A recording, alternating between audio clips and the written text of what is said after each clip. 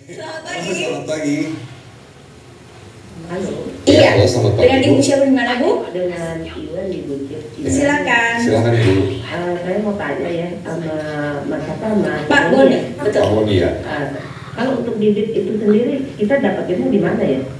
Oh, bibit ini Bu ya. Klarifikasinya itu. Oke, baik. Terima kasih, Bu. Nah, apakah mudah ini ditemukan? Oh mudah, sangat mudah ini sebetulnya. Di mana? Tepi sungai, tepi jalan lah ya. Oh. Bahkan saya lihat banyak juga di pinggir-pinggir ladang lahan itu. Jadi dia Tapi ada gitu. kalau misalnya ada kekhawatiran dari pemirsa di rumah takutnya salah ini ladang Iya. gitu. Teleponnya soalnya ada Bentuk-bentuknya spesifikasinya. kayak Iya. gini. Biasa banget kan. Jadi memang gini untuk mencari klarifikasi yang benar ini harus ada ini kita melihat bunganya nih. Oke, nah ini kalau diperhatikan nih di Bu. tikus nih. Ini dia nih. Kelopak bunga seperti ekor tikus. Ciri khasnya ini ya berarti ya. Ciri khasnya. Oh, kelopak bunganya seperti ekor tikus. Oh. Ada juga yang melebar gitu ya, melebar seperti lidah itu berwarna ungu, berwarna putih. Yang kayak tadi itu bukan ya, yang melebar itu bukan. Bukan. Ini yang benarnya yang ini ya. Tapi kalau misalnya Ibu tadi ingin memperoleh keladi tikus di Pak Boni bisa gitu ya? Bisa aja. Oh, menyediakan juga. Kita kan nggak promosi, tapi kalau mau beli, berbahasa saya jangan mau beli, maksudnya kalau mau minta bantu sama kita ya boleh. Oke, kalau gitu nanti kita lanjutkan lagi perbincangan kita ya tentang keladi tikus ini. Tapi kita harus jeda dulu untuk pariwara berikut ini. Ya, Ya, kita buka masuk. lagi perbincangan Ya. ya, tapi langsung ada yang menelpon. Baru mau pergi. Nggak apa-apa, kita terima Oke, dulu ya, kita Chris. dulu ya. Selamat pagi. Selamat pagi. Selamat pagi Bu, Iya, dengan Bapak siapa di mana, Pak? saya Bapak Joko di Jakarta Karsa. Ya, Silakan, silakan, Pak Pak. Joko. Ini adik saya ini kan lagi kena kanker musafaring itu, musafaring Masuk paling. yang di hidung itu pangkalnya itu. Masuk paling. Nah, sekarang lagi terjadi benjolan di leher dan di hidungnya itu keluar keluar mimisan darah terus. Apa disebutkan dengan gladi itu bisa Pak? Baik. Ya, terima kasih. Nah, Ada minta, sesuatu? minta alamatnya sekalian Pak. Iya, Oke, ya, baik, ya, Pak Joko. kita berikan ya. Iya, iya, Kasih, iya. Pak Joko. Penelponnya tadi masih ada di belakang Pak Joko, tapi kemudian sudah terputus. Kalau Ya, gitu langsung jawab dari jawab. tadi. Kira-kira sama ya pertanyaan Ibu Wiwi tadi ya? Iya, jadi untuk kanker nasofaring itu, Nasofaring. itu. Ya. Nasofaring itu bisa dengan menggunakan tikus. Cuma gini ya, kalau kita mengkonsumsi kladi tikus itu akan terjadi proses detoksifikasi. Jadi proses pembuangan racun dari dalam tubuh ya. Jadi kalau untuk nasofaring dan itu kan ternyata sudah menyebar ke limfoma itu getah bening tuh. Makanya ada benjolan di leher itu. Jadi itu nanti akan terjadi misalnya itu lendir ya, bercampur dengan darah yang ada racunnya di situ, ada toksik itu keluar gitu. Tapi nggak apa-apa itu biar Keluar melalui mulut atau di hidung, hidung? mulut, ya, bercampur dengan riak atau phlegm lah itu. Jadi jangan takut dulu ya kalau misalnya terjadi proses Ya, detoksifikasi itu ya. adalah proses detoksifikasi. Selama berapa lama itu Pak Boni? Selama bisa juga kan 3 sampai 6 bulan. Makanya Terus ya? terus ya, keluar begitu? jadi kita herba di sini tidak seperti kayak kemoterapi. Jadi sifatnya dia tidak membunuh sel kanker enggak. Dia mengaktifkan sel-sel darah kita itu. Jadi yang melawan itu sebetulnya darah kita sendiri sebetulnya. Jadi Diri kita sendiri. Antibodi kita sendiri ya? Sistem pertahanan tubuh kita sendiri. Ini kan cuma suatu mediator yang merangsang sistem itu, sistem darah itu. Oh, gitu. Jadi kira-kira waktu penyembuhannya itu sampai 6 bulanan? Ya gitu istilahnya Lebih.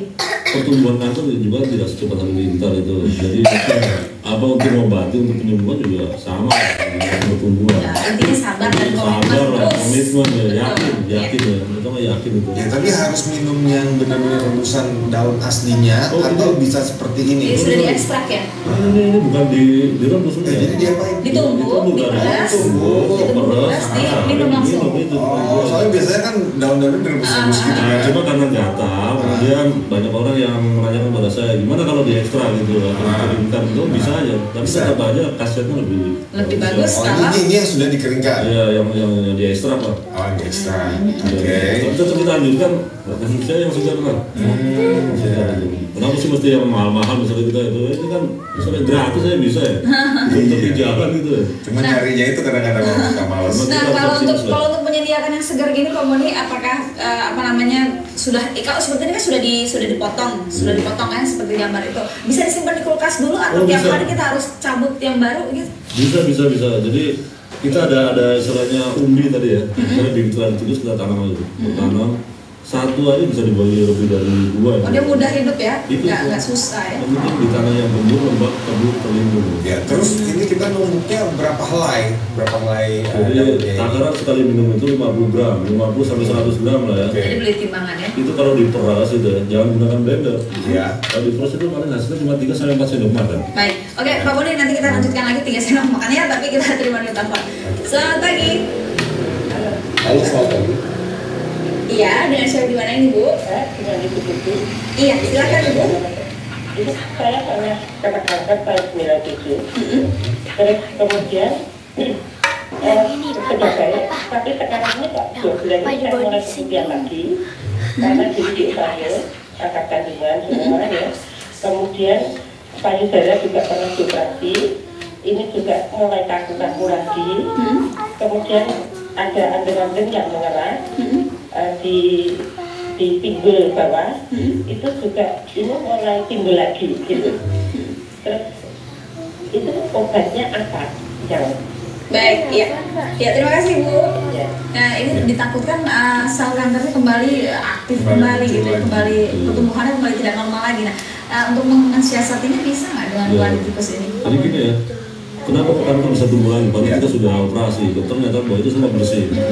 Jadi di sini sebetulnya kita lihat penyebab kanker itu dari apa.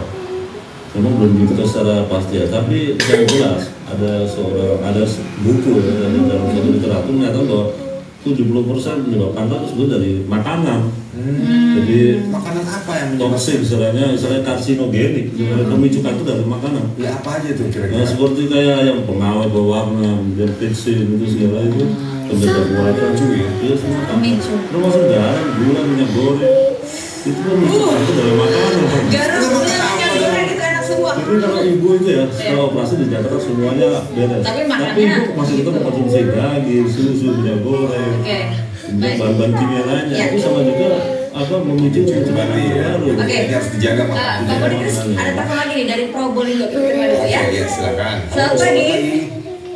Selamat pagi. Iya, dengan Bapak siapa di mana Pak? Dengan Bapak Basori. Ya, Ya, silakan. silakan. Gini, saya mau tanya itu, sebab di tetangga saya itu ada yang kena kanker paru-paru. Oh, maaf, kanker payudara. Oke. Iya, itu sudah sampai keluar kolon. Nah, apa bisa diobati dengan Baik. gladiolus itu? Ya, baik, terima kasih Bapak. Ya, nanti kita jawab. Ya. Tapi selepas pariwara yang keluar Ya. berikutnya Pak Boni ya, nanti kita akan Kita kembali. kembali.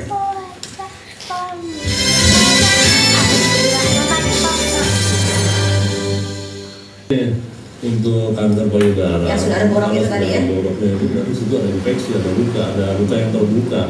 Jadi kita harus selain proteksi lah, apakah organisasi masih gitu, dilindungi lah gitu.